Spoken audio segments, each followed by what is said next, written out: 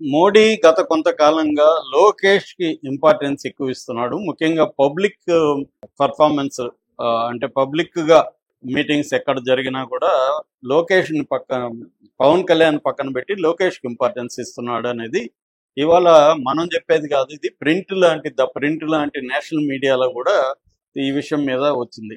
అట్లాగే కొన్ని national Hindi channels కూడా, దీపక్ శర్మ లాంటి యూట్యూబ్ ఛానల్స్ కూడా దీన్ని హైలైట్ చేస్తూ చెప్తున్నాయి అనమాట. అంటే నేషనల్ లెవెల్లో మోడీ లోకేష్కి ఇంపార్టెన్స్ ఇచ్చి పవన్ కళ్యాణ్కి ఇవ్వట్లేదనే అంశము హైలైట్ అవుతూ ఉంది. దీనికి కారణాలు ఏంటి, మోడీలో ఎందుకు ఈ చేంజ్ వచ్చింది? ఎందుకంటే మనం జూన్ 12వ తేదీ ఈ గవర్నమెంట్ ఫామ్ అయింది. ఆంధ్రప్రదేశ్లో గవర్నమెంట్ ఫామ్ అయిన రోజు కానీ మనం చూస్తే మోడీ పవన్ కళ్యాణ్ చిరంజీవితో ఎట్లా ఉన్నాడో, వాళ్ళ ముగ్గురు కలిసిన వీడియోలు ఫోటోలు బయటకు రావడం, పవన్ కళ్యాణ్కి చాలా ఇంపార్టెన్స్ ఇవ్వడం, పవన్ కళ్యాణ్ పొగడడం, పవన్ జీ అంటూ అక్కడ కూడా నేషనల్ లెవెల్లో వీళ్ళు వెళ్ళినప్పుడు కూడా ప్రత్యేకంగా పవన్ కళ్యాణ్కి ఇంపార్టెన్స్ ఇచ్చి అందరిలో పవన్ కళ్యాణ్ గురించి పొగిడేవాడు మోడీ. ఇలాంటివి ఉండేవి. ఆ తర్వాత నుంచి మెల్లగా షిఫ్ట్ ఉంది. Modi attention, Modi prize, Modi importance లోకేష్కి ఇవ్వడం అనేది షిఫ్ట్ కనబడుతుంది క్లియర్గా మనకిది.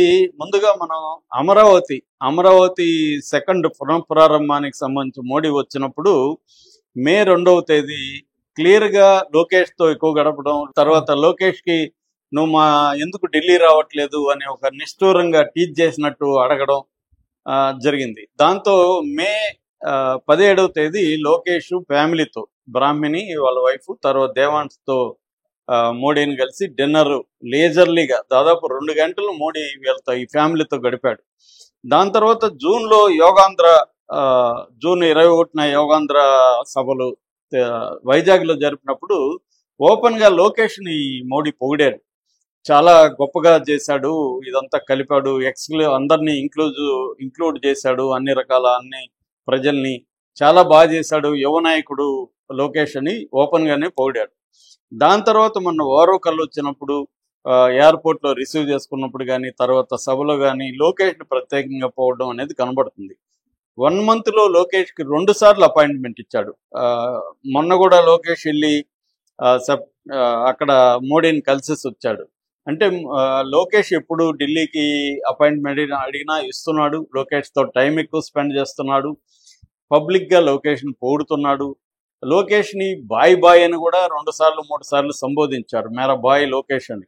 అంటే ఎందుకు లోకేష్కి ఎంత ఇంపార్టెన్స్ ఇస్తున్నాడు, పవన్ కళ్యాణ్కి ఇంపార్టెన్స్ ఇవ్వట్లేదు అనేది ఇవాళ నేషనల్ మీడియా దాకా కూడా చర్చ జరుగుతుంది. సో దీనికి ప్రధాన కారణాలు ఏంటంటే, ఒకటి చంద్రబాబుతో మోడీకి కొంత కాన్ఫ్లిక్ట్ గతంలో ఉంది. మోడీని చంద్రబాబు తిట్టినట్టుగా ఎవరు తిట్టలేదు, దారుణంగా అవమానించాడు చంద్రబాబు మోడీని. ఒకప్పుడు నా రాష్ట్రంలో అడుగుపెట్టనని, అప్పట్లో గుజరాత్ అల్లర్లప్పుడు అడుగుపెట్టనని ఛాలెంజ్ చేశాడు. దాని తర్వాత మోడీ సొంత భార్యకి న్యాయం చేయనాడు, ఆయన వేరే వాళ్ళకి ఏం చేస్తాడు, పర్సనల్ అటాక్స్ కూడా మోడీ గురించి చంద్రబాబు మాట్లాడాడు. మోడీ కూడా అలాగే విమర్శించాడు, ఈయన్ని ఏటీఎం అన్నాడు, పోలవరం ఏటీఎం లాగా డబ్బులు వాడుకుంటున్నాడు చంద్రబాబు అన్నాడు. ఇవన్నీ జరిగాయి, ఒక ఘర్షణ వాతావరణం అయితే ఉంది.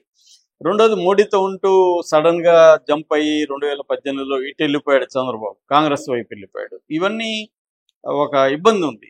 లోకేష్కి అది లేదు. చంద్రబాబు జైల్లో ఉన్నప్పుడు లోకేష్ 1 month అక్కడ ఉన్నప్పుడు బీజేపీ నాయకులతో దగ్గర అయ్యాడు లోకేష్. ఇది ఒక ఆస్పెక్ట్. రెండో ఆస్పెక్ట్, మోడీకి ఒక టెన్షన్ అయితే స్టార్ట్ అయింది. బీహార్ ఎన్నికల్లో చాలా టఫ్ గా ఉంది. మొత్తం ఎగ్జిట్ పోల్స్ ఇటు కూటమి వస్తుందని, అంటే మహాగఠబంధన్ అంటారు అక్కడ, ఇండియా కూటమి వస్తుందని ఎక్కువ చెప్తున్నారు. సో అక్కడ ఇబ్బంది ఉంది కొంత మోడీకి. రేపు బీహార్ ఓడిపోయి, తర్వాత తమిళనాడులో ఎలాగో గెలవరు, తమిళనాడు ఓడిపోయి, వెస్ట్ బెంగాల్ ఓడిపోయి, మళ్ళీ ఉత్తరప్రదేశ్లో దెబ్బతిని ఇలాగాని జరిగితే మోడీకి ఖచ్చితంగా వీక్ అయిపోతాడు. వీక్ అయిపోయినప్పుడు చంద్రబాబు మళ్ళీ జంప్ అవడానికి గ్యారంటీ లేదు. చంద్రబాబు కాంగ్రెస్ వైపు వెళ్ళే అవకాశం ఉంది.